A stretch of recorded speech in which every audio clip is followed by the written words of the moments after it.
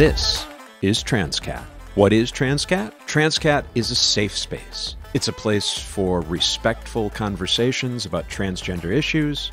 It's a place for queer people to come tell their stories. I'm host Clare McCarthy. Welcome to Transqat.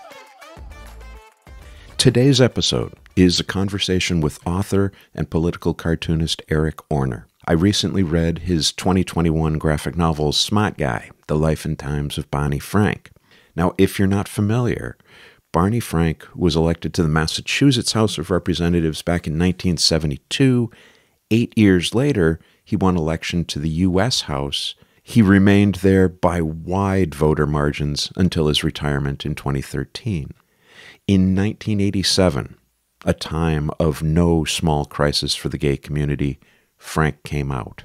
He was the first member of Congress to do so voluntarily. Frank served as chair of the Financial Services Committee.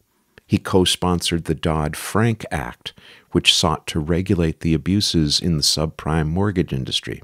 You remember, the ones that brought on the Great Recession in 2008. The list of civil rights issues that he supported is long, and during this episode, Eric and I discuss Frank's commitment to ENDA, the Employment Non-Discrimination Act. Barney Frank repeatedly earned a reputation as an influential deal maker. Now, his time in the House was certainly not without controversy. He was embroiled in a scandal involving a male escort.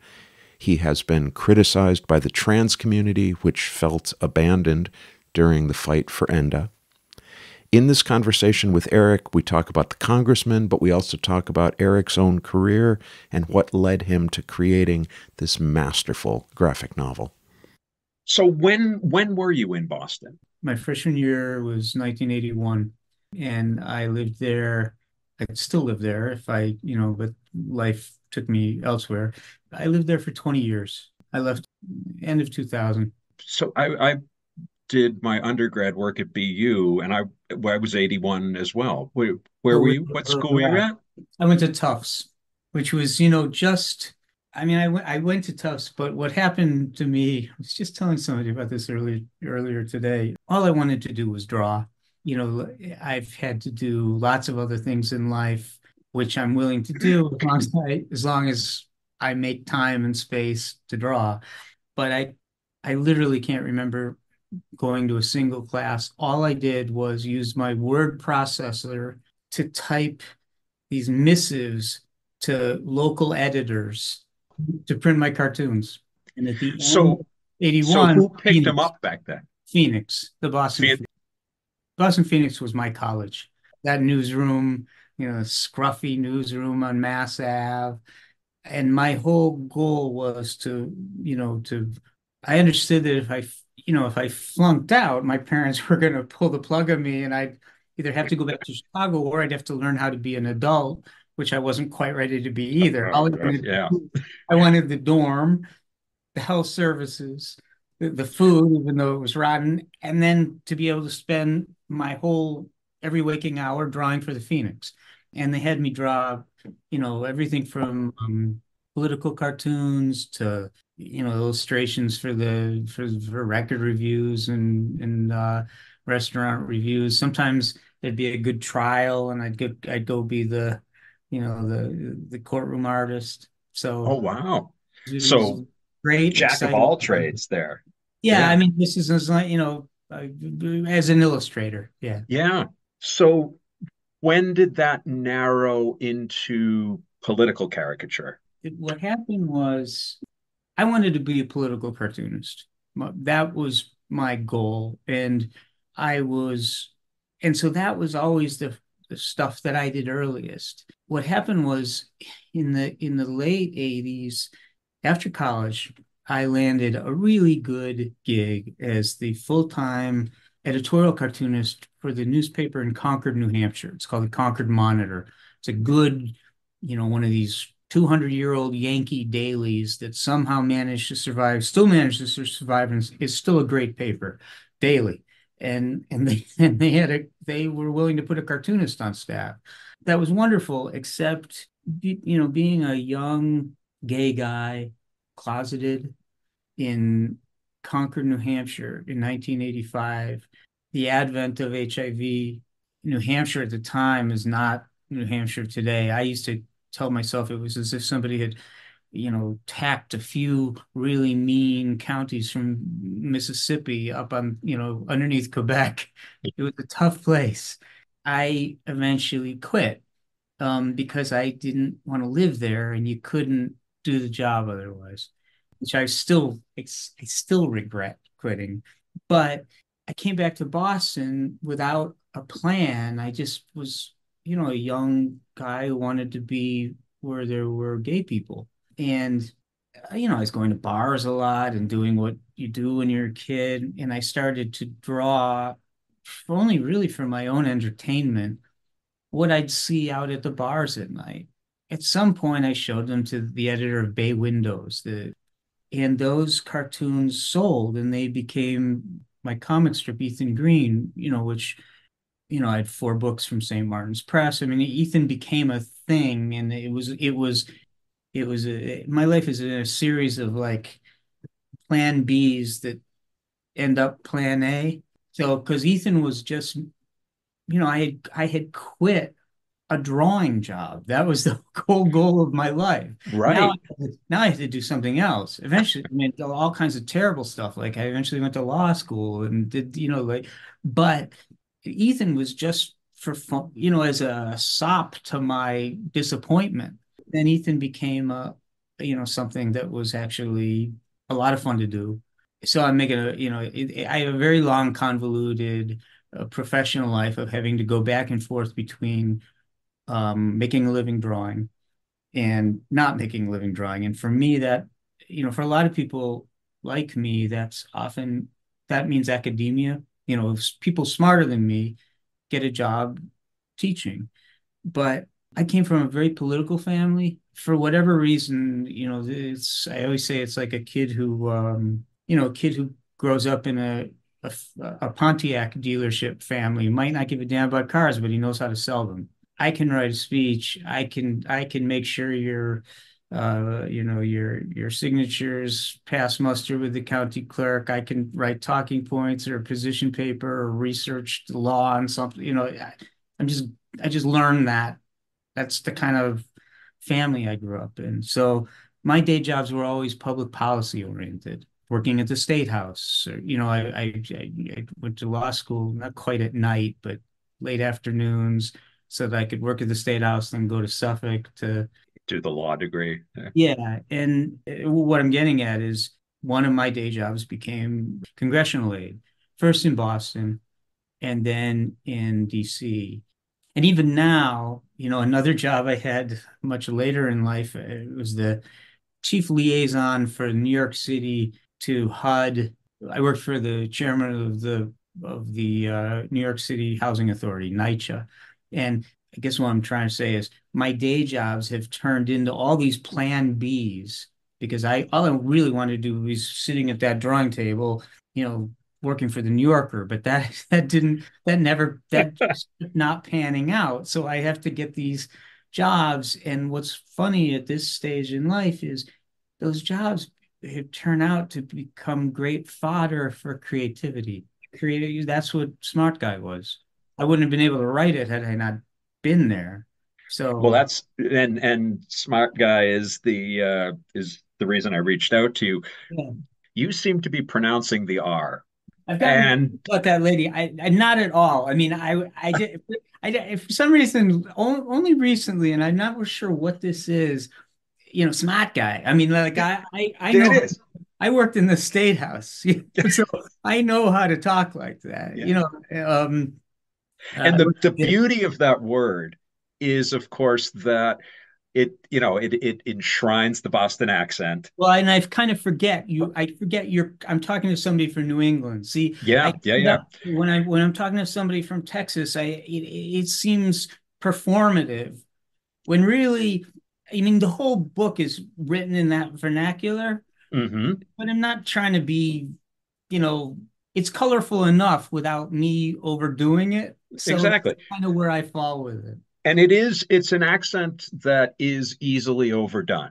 See, this is the thing, and maybe it's just because my mother's from Fall River, and I spent 20 years of my life, every important thing that happened to me, I met, I had two long-term partners, both met there. I went to school in Boston. I just told you, my creative life is all about Boston. And so you just put out you put exactly what I get sheepish about speaking that way because I don't want to seem like Matt Damon Right. trying Yeah. to trying to get it, even though I absolutely know what it sounds like. And not to be so self-congratulatory, but I think you can mimic it excellently. But Oh, I you did. uh, But what I was saying, the beauty of it is that it captures that, and the fact that in Boston, that would be a term of somewhat endearing derision. What are you, a smart guy? oh, And the beauty is that Barney Frank is, well, at the time, was the smartest guy in politics, the wittiest, the sharpest. He and that's part of why the press loved him is he was always going to get off a zinger, and so and he you put your is finger on it. literally the smart guy. I wanted a title that did both those things, acknowledged or telegraphed the city's feeling about him, which was that this was a smart kid, coupled with, and when he was or a smart man when he was no longer the kid that he started out, coupled with Boston's relentless stance of being unimpressed. I mean, which the whole town was founded on being. I mean, yeah, maybe as how do you survive having Harvard and MIT and Wellesley and by being unimpressed? And Yeah. so Smahtguy was both those things. But I'll tell you, I just back to the accent for 1 second. I have my brother and I were once, it's probably 1989 or 1990, some local TV news, and some local hoodlum had been in I don't know, Winter Hill in Somerville or somewhere, had been arrested, and his defiant grandma was being interviewed, by the TV news people while she stood, just in front of her screen door, on her stoop. She said, and as I remember this, nobody had brought this up. Like the kid was had been arrested for something more serious. But she said, Kevin never kicked that jug, which is Boston for Kevin never kicked that dog. But who was talking about a dog? And so that's what I channeled the whole book. I want to get into the graphic novel. I loved it, but let me just ask in general, who were your influences as political caricaturists, and what are the elements of a good political caricature? Let me Well, start with your influences. Who did you yeah, love? it's an interesting question today because, comics has exploded. Mm, And I have to say that a lot of my heroes come from a scene that I just mentioned with the Boston Phoenix that no longer exists. My drawing heroes were the people that came out of the sort of counterculture late 60s, all through the 70s, halfway to the 80s before newspapers like the Village Voice finally, went belly up. I mean, the Village Voice actually exists in some weird truncated form now. But so Jules Pfeiffer, Mimi Pond, who's still very active and still creating. Ben Catchor, who's a yeah, great friend of mine. I'm actually going to speak to his class at the new school next month. Ed Sorel, I mean Dave Levine, and then a little later, as I started to Ethan, of course, Alison Bechdel, who is I think is the best cartoonist working today. But I guess the point is, my heroes were coming out of very opinionated newspapering. I didn't care about comic books. I liked Mad Magazine. I liked the subversiveness of Mad and the whole state. But those cartoonists, their commitment was simply to being subversive. Were usually my real heroes. I mean, I loved all those guys, but they were committed to ridiculing everybody. Where I saved a special place in my heart, and also admired more than anyone else people that were using their skills to skewer forces that I thought were negative to society. Well, the absolute joy of Smahtguy is that Thank you. nobody comes away unscathed. Well, You have, I mean, anyone you can think of in Boston politics from that era is in there. Kevin White, Tip O'Neill, even for one brief panel, Governor Dukakis, right. and everybody, even Barney Frank, Yeah. comes away with you having taken the piss out of them.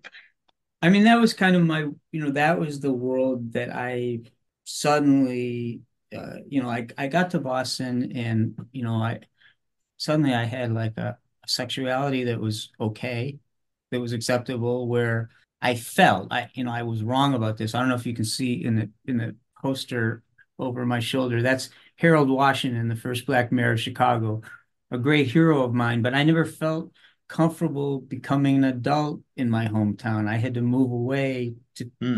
to give myself the room to do that. And drawing gave me a purpose. And the Phoenix's editorial stance was pretty snarky.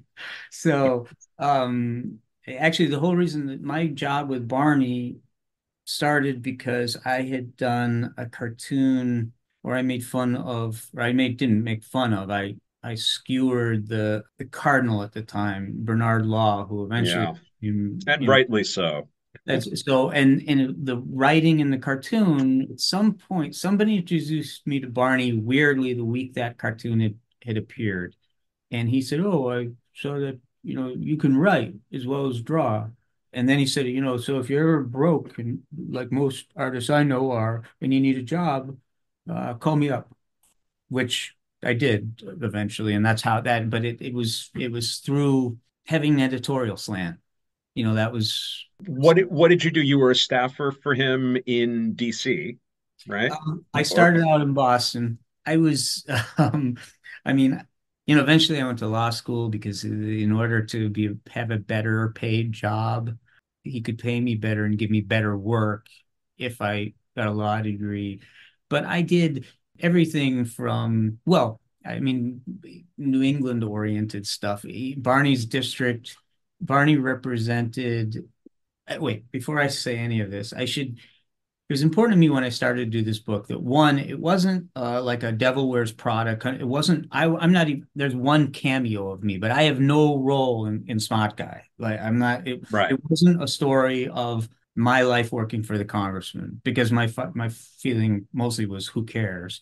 And it also wasn't hagiographic. I admire Barney greatly and love him, but he's. I didn't. Nobody wanted to write like, read a book written by a staffer who says, his boss is the best thing since sliced bread. Like that, that book wouldn't have any great worth. So right. that said, so sometimes when I tell these stories, it gets a little confusing because suddenly I'm telling a story of my life as a staffer working under Barney's roof, and that's very different than Smahtguy, which again isn't told from a staffer's perspective, and it's Hmm.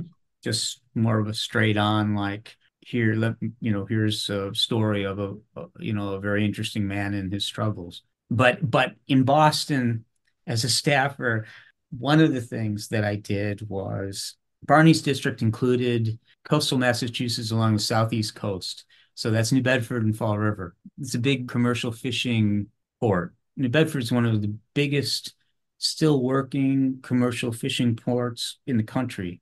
Gloucester's pretty big too, but weirdly, Yeah. the entire country, and there's still a lot of fish coming into those places. And fishing is mostly federally regulated. Hmm. And what that means is that, so there's a state division or Commonwealth division of Fish and Wildlife, but they don't really regulate the fisheries. That's federal, and under its own architecture, very complicated, National Marine Fisheries Council, and it is entirely contentious all the time. And it boils down to how much fish are you taking out of the sea? Right. before you decimate the stocks and they don't come back, and then these communities die. So there's a great pressure from the feds, the environmentalists who, want a high or a very low fishing quota, and fishermen who, are trying to pay off their boats and send their kids to college. So I was the fishing aide. So Oh, cool. to make a long story short, and the first day of that job, he said, "Go down to New Bedford and meet them." And I went. This is probably 30 years ago. I met on the docks in New Bedford. There was an aquaculture operation where they grow catfish. They're looking at this. This little Jewish guy from Cambridge, not even from Cambridge, from Chicago, who knows nothing about boats, and and they're rolling their eyes, and I've read up my material, so I look into a tank and I say the word that I know they say. I said, "Oh, are those juveniles?" Because they're baby fish. And they said, "Oh, yes, they are actually juveniles. Good for you." They said, "You can reach in and pet them." And I looked, I'm like, all right, well, I'm trying to do my job, again, even though I would rather be sitting at my drawing table, but this is what's life's. So I roll up my sleeves and I stick my hand in the tank and immediately get stung. Like catfish have stingers. And they're like, "What kind of an idiot is the congressman sending us? You can't pet fish." So that was the kickoff of that job. Some some lessons you can only learn the hard way, you Absolutely. know? Congressman, how should we refer to him as we're talking about your book? Should we say Congressman Frank? Should we say Barney? Barney, I think was Barney that absolutely everybody knows. I think I sometimes, did I say Congressman Frank before? Well, actually, sometimes they would call him Congressman, but again, almost a more familiar way than saying Barney. Why? I don't know why, but that's what I hear when they say that. "Congressman, like, you idiot. You've sent us this news." But but Barney, Barney's obviously not. You seem to have some familiarity with his personality. He was very different. He couldn't care less about stuff like that. Yeah. Much later, I worked for Maxine Waters, and it Mm. was Chairwoman Waters. You didn't. God knows you just didn't say Maxine. But that's also, I think, what you were talking about earlier. That's Boston. They are Absolutely. gonna they are gonna call you Bonnie, no matter how educated you are, no matter how many polls cite you as, the most outstanding member of Congress. You are Bonnie to us. You are so right. And I think Yeah. part of it is just is attitude. Most of it's probably just attitude, like we talked about before. Also, it's a very intimate place. Like it's a big metropolitan area, but it doesn't cover that much territory. Cape Ann to Cape Cod, hour and a half, 2 hours. I don't know. Like so there's an intimacy to it. I think people do go by first names. I mean, I'm from Chicago, and they have a tendency to be not necessarily more formal, but more title oriented. I mean, the only person I can think of that they used to back in those days that got something before her name was because they didn't like her, Mrs. Yawkey, like Mm. the owner of the Red Sox. It was Yawkey because nobody liked Mrs. Yawkey. At least that's what I remember. So Well, this book works as a much more accessible. I mean, there's the Stuart Weisberg biography of like, Barney Frank, yeah. but this just struck me as as being a lot funnier, but also more accessible. And for somebody who was an important part of so many parts of American history. I mean, the Anti-Discrimination Act that and well, and then the Dodd-Frank and so on and so forth. I I was really taken by the fact that it took him 30 years to get that anti-discrimination that And you mean Employment Non-Discrimination Act? Well, exactly. I mean, it's interesting that you bring that up, and I very much I feel. I mean, I'm proud of Smahtguy, and I'm hopefully have more books in me. I mean, but I made a mistake the book doesn't cover Enda. I learned that when you're doing a biography, it's really more of an exercise of throwing things out than in. But the thing is that the fight over Enda, I think, is very instructive about the nature of this system. Whether you take a half a loaf and fight on for the whole or not. And, Barney very much represents the notion, as I think more people back in the day when politics wasn't as performative and they were actually legislating, Barney represents those values. Yeah, we're going to take as good as we can get now, and then we're going to turn around and fight for more, where that doesn't compute very well on either side of the aisle now. People don't understand that in a world in which our attention spans and Twitter and where everything is so instantaneous, the idea that it's very hard to be believable when you argue for that you've got a long game. And so an incrementalist, and that's not a fair word, somebody, but is so not only was Enda, and I'm talking about leaving gender identity out of the first set of bills, right? Because they didn't have the votes. So the argument, a more modern argument, is then you should have let it die and used it as an issue until you got the whole thing. That's not the way these people worked. It's not the way Barney worked. It's not the way Nancy Pelosi worked. And I think I missed an opportunity in the book because it's a pretty liberals have been fighting about this since the dawn of man. That's what the Mensheviks versus the Bolsheviks were. And so it would have been a sort of like a useful chapter without me having to necessarily tip my hand on whether I see both arguments. Anyway, I regret not including it. It was, but I think it is there even without its own chapter, in that you show that when he gets into Congress in 72, gay rights activists come to him and absolutely. say we need protection in the workplace and in housing. Yeah, And as in general, I mean, it's the subject matter is there. It's just this one specific story that I could have that I yeah, and it hurts because he's like, he put the first. I mean, or I shouldn't say, because again, I'm not writing hagiography, but I think it's a real achievement.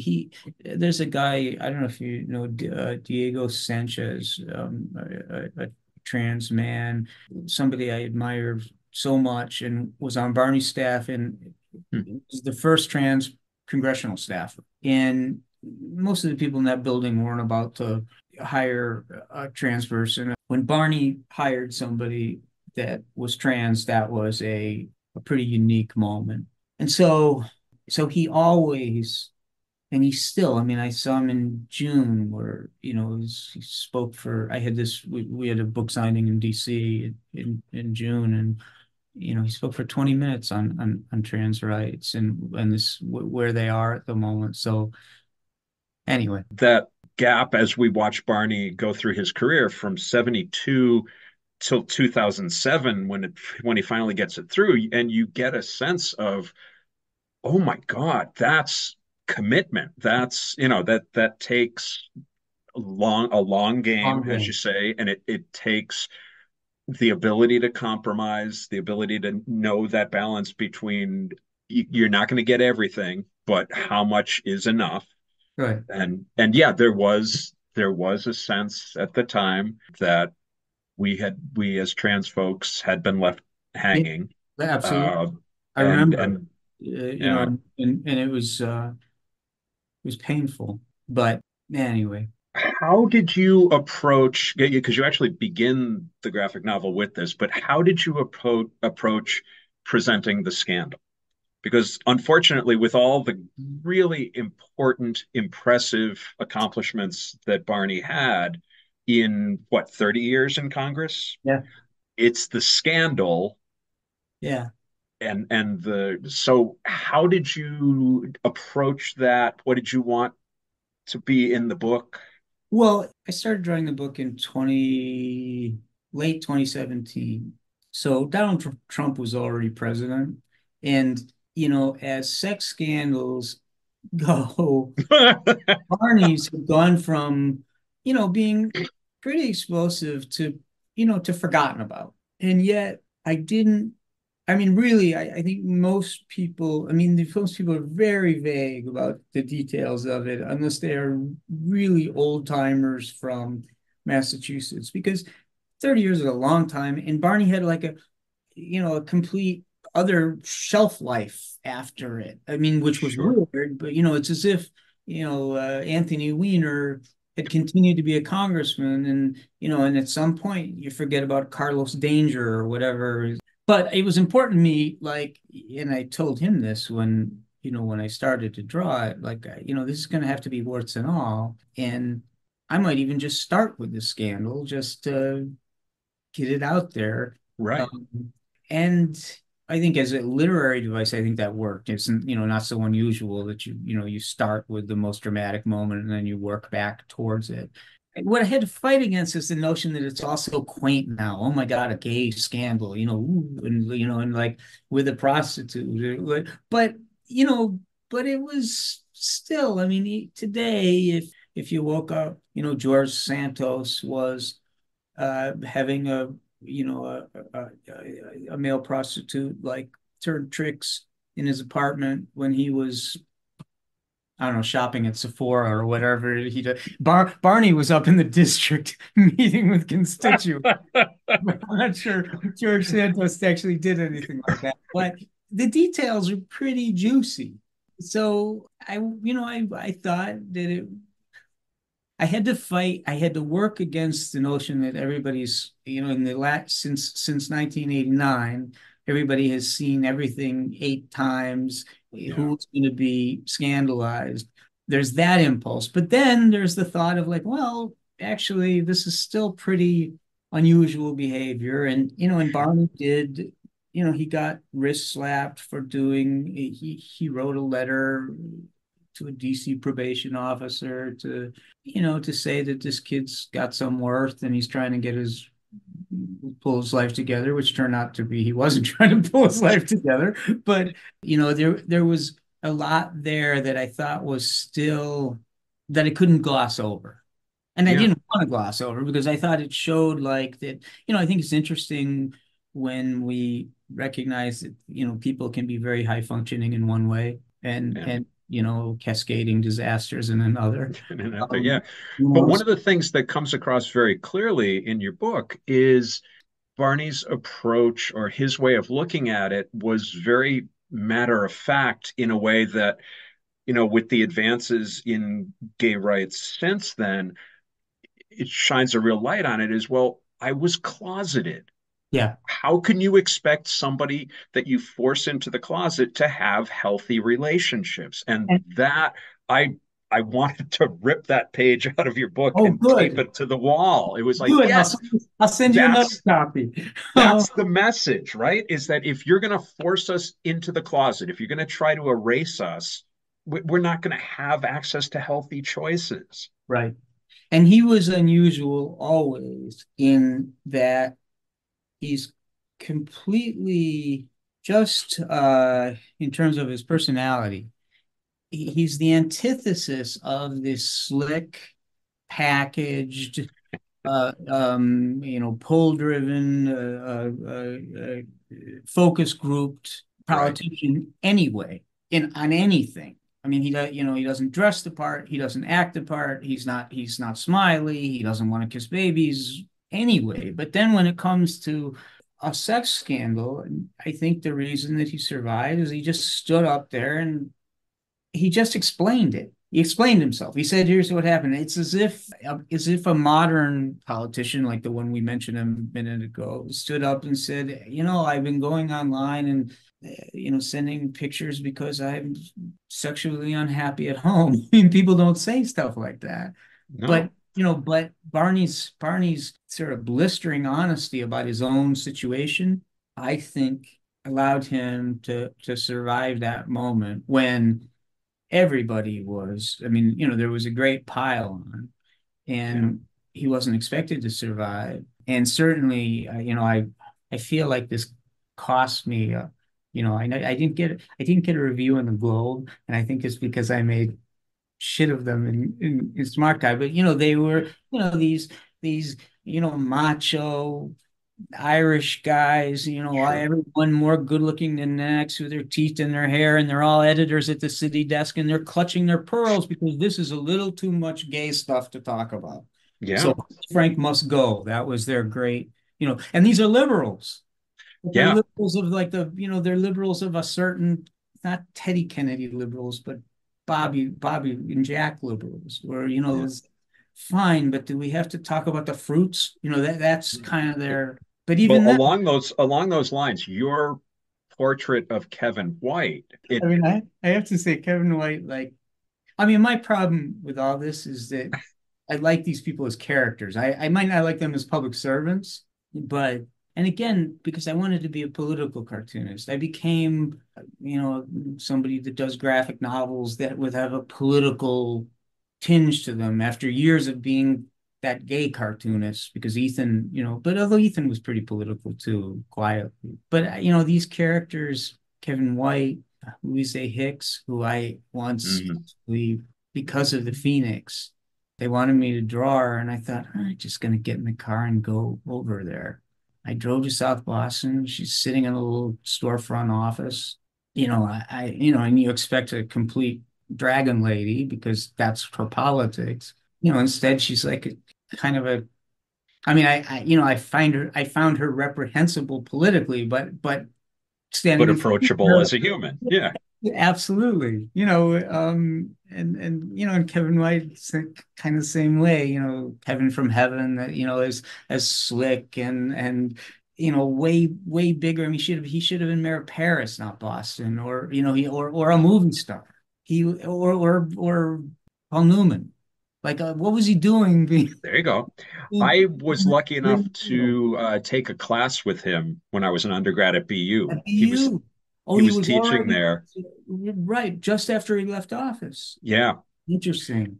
Oh, And yeah, and he was exactly the same. He was this character yeah, in yeah, and he had a movie star's polish. he did. He was amazing. One of the things that your book reminded me of is that when I was in Boston, as I'd mentioned to you, I worked as the lowliest of interns in Governor Dukakis's press office, Right, and the right, press secretary on his wall, Jim Dorsey, right. had Oh, hanging in Jim his Murphy. You worked for Jim yeah, Murphy. you know Wow. Jim, I don't, but I mean, he was the press secretary a long time, so that was yeah. Well, hanging in his office was a framed copy of the poster that you put in the background of one of your panels right. that said, reelect Barney Frank. Neatness isn't everything, which was Absolutely. just a brilliant Yeah, poster. yeah. And And that was a little. I mean, I talked to Barney today. Actually, mm, he was funny today. He's funny. It yeah, was, and it was, it was. He was using these normal political activities, like the lowly fundraising letter that nobody even bothers to read. They come in the mail every day. Your house, not necessarily for a congressional candidate. It could be for Amnesty International or, the Wildlife Funder, but whatever. But who actually reads all that stuff? You make a decision yeah. instantly. Should I put this aside and maybe pay for it or not? But you don't, I don't read this stuff. Barney's fundraising letters were an event because they first they were very funny. They sort of made news. He'd announce controversial stuff in them. Say like, and same thing with the campaign poster. He was like, if I'm going to bother having a campaign poster, it might as well be interesting. That So was fantastic. I love cartooning that does this. You have to scrutinize every detail because you have incredibly funny stuff going on in the background. And that's kind of my problem. I should probably somehow. And a lot of times it's because I've literally drawn the panel and then it stares back at me and somebody in it, it's almost like they become actors and they've got a good idea on their own. it didn't necessarily, or it doesn't feel like it comes from you. And so it has to be crammed in to Yeah. some cubby hole of a space. But I actually spit water on one of my cats oh, during the sequence where Barney is confronting Dick Cheney mm, and Cheney's gay aide right. Pete is Williams. becoming progressively more of a cheerleader in the Oh, background. And in the panel when he just jumps up with the pom-poms and the skirt, I spit water on my cat oh, while I that was is reading it. that is so nice to hear. And I'll tell you about that panel actually. See, for a couple of years, the book's been out 2 years now. So for the first year and then into the second, I got asked to speak a lot. And I realized that when I speak, like I put the images up on screen behind me. I also, at some point for 10 years, 2000, 2010, I quit the like adult kind of day job and moved to quit Barney actually, Mm. and moved to LA and worked in animation. I actually Oh wound wow. up at Disney. I was good enough to get in the door, but not, better than 90% of the people walking on the street, but not better than 90% of the people in the building. So when the recession hit 10 years later, I got laid off, as did hundreds of people, hundreds of artists at Disney. And because I literally couldn't, pay my bills, Barney said, "Well, come to Washington, and I'll give you a real job because I don't know what you're doing out there anyway." The reason I say that is because I became a pretty mediocre, if you're in a movie studio, animator, but a better animator than most people you're going to bump into at the coffee shop. And so for my readings, a lot of the stuff is animated. I take the panels and they come to life, that much Cool. more. And that one always gets a laugh. Yeah. The cheerleader, because he pops out of and when I was drawing it originally, I was like, I thought, oh, this is visually complicated. Is anybody going to? So I'm very pleased that you say that you laugh, because I Yeah. can remember, if you're a filmmaker, you have the tools for like a wide angle, and okay, you see rows and rows of an audience, and one person making a disturbance somewhere in the crowd, you can sort of funnel the people's attention to with color and light. But with cartooning, I was drawing these panels thinking, I don't know whether people are going to get this visual joke. I don't know whether you're going to see what he's doing. So I'm glad that you told me you saw It it. did, and that's throughout. The poster is buried in there Right, somewhere in a right. corner of a panel, and I was like, "Oh my God, yes!" And that And really is very, that poster is little. yeah, I mean, it wasn't the centerpiece of the drawing. So, so in that regard, Eric, it is a book that would reward multiple reads, and uh, that really should be on in school libraries and public libraries because this is a piece of history that needs to be accessible. well, And what you just said, the story that you just told me about Barney, is indicative of how he was able to overcome the scandal and how he was able to be an effective congressman for so long, which is, yes, he was very smart and the press loved him because of his wit, but he took care of people. yeah. He took care of his constituents. Constituent services meant a lot to him. Oh, yeah, that And was a, so when the shit hits the fan, the people in the district are like, yeah, so what? And the press that's is like, well, I don't want him to go away because we love him. right. And that is, And I agree with you. I mean, and I mean, in a small way, I was part of that. Just there was never, he's a real public servant. And when you were working for him, that's what you felt like. You were, and I even, now in a much different stage of my life, like,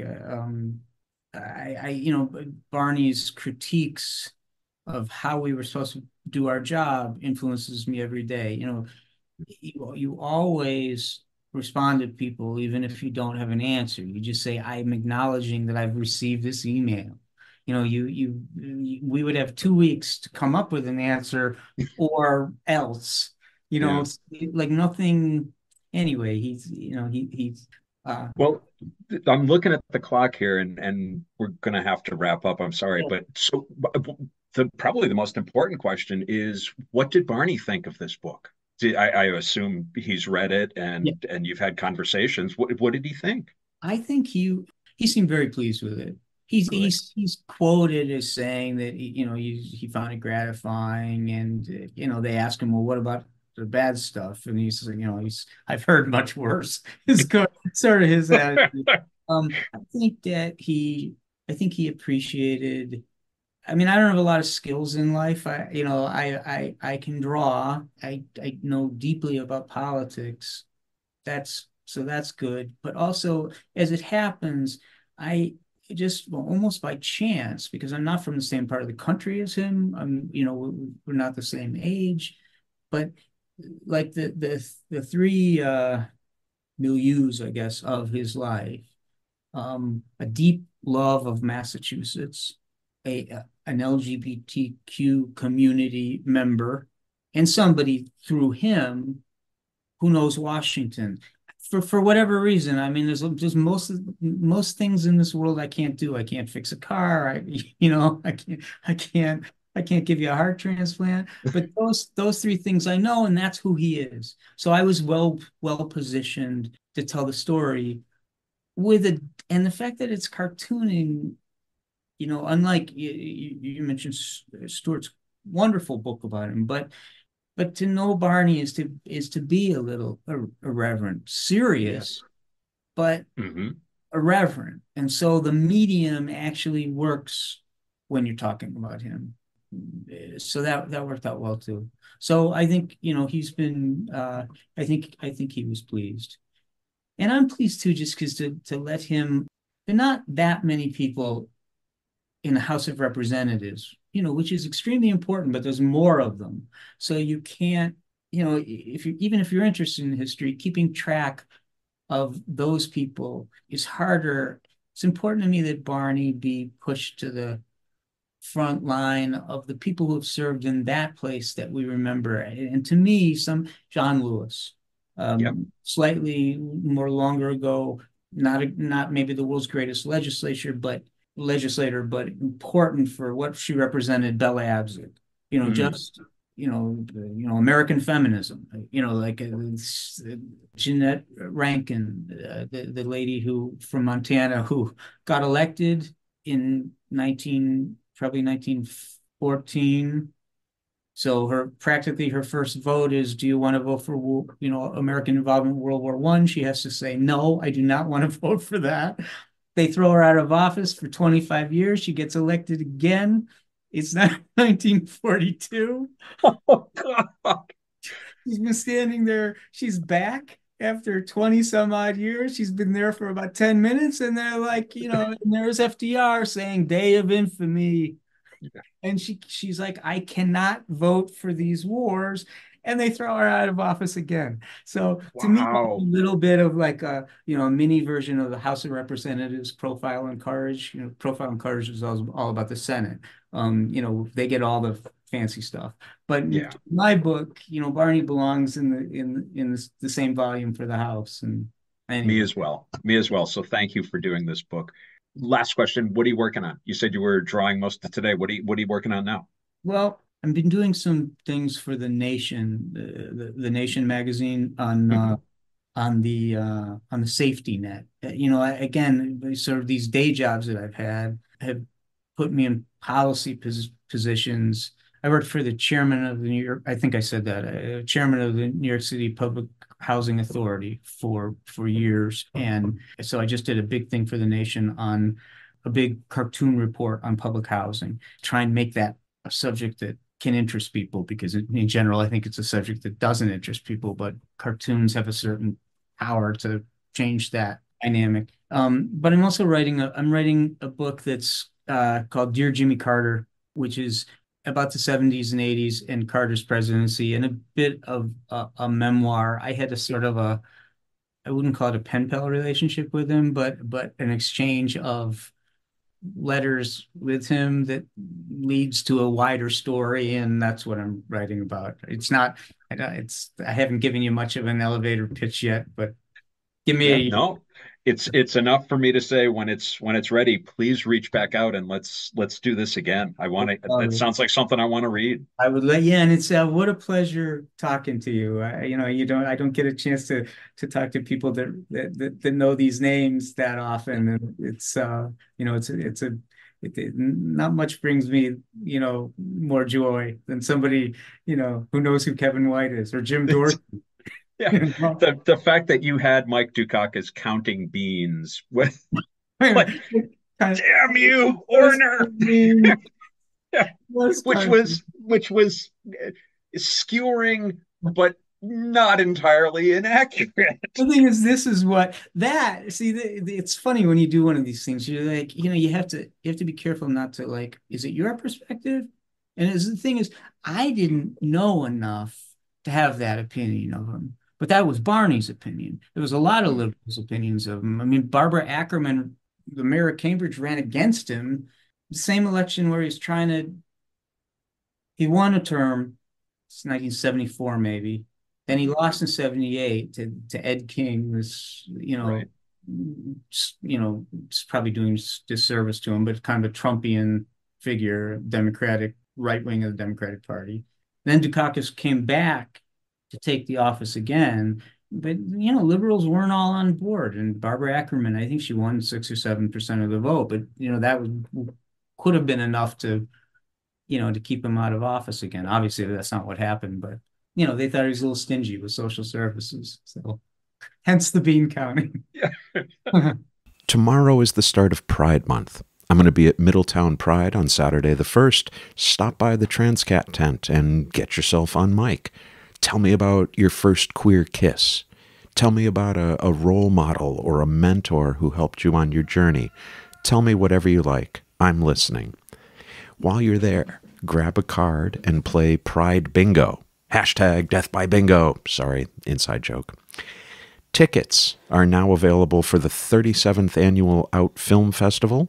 I'll be moderating some in-person Q&A sessions, and I'll be posting pre-recorded conversations with actors, directors, and writers. Once we're underway, you'll be able to access these at transqat.com and soon thereafter at outfilmct.org. On Tuesday, June 11th, I'll be hosting a virtual session of queer history trivia for the Bloomfield Public Library. You can register at bplct.org. By the time this reaches you, the initial run on the new musical A Complicated Woman will have ended. I am so happy and grateful to have been even a small part of this show. The folks at Goodspeed were so kind and welcoming. To Ian, Jeff, and Jonathan, it was an honor to watch you work at refining this story. I tell you sincerely, it lives in my heart.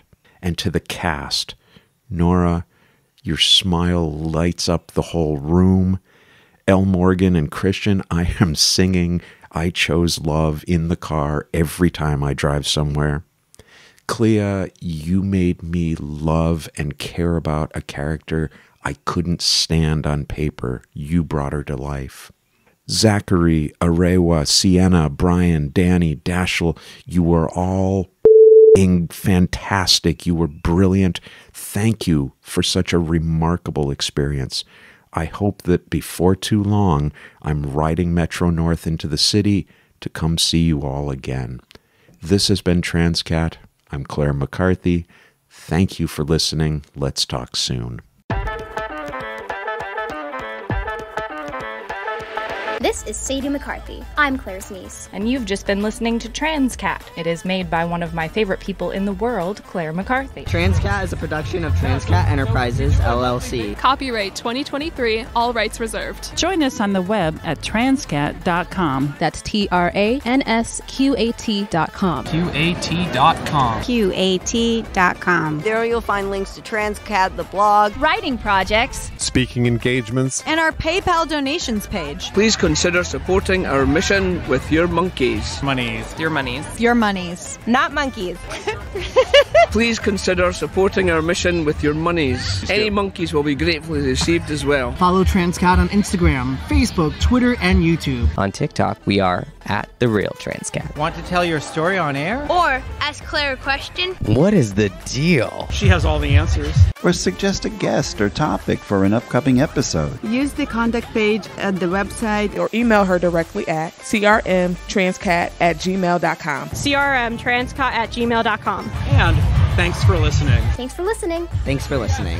Thank you for listening. Thanks for listening. Thanks for listening. Bye.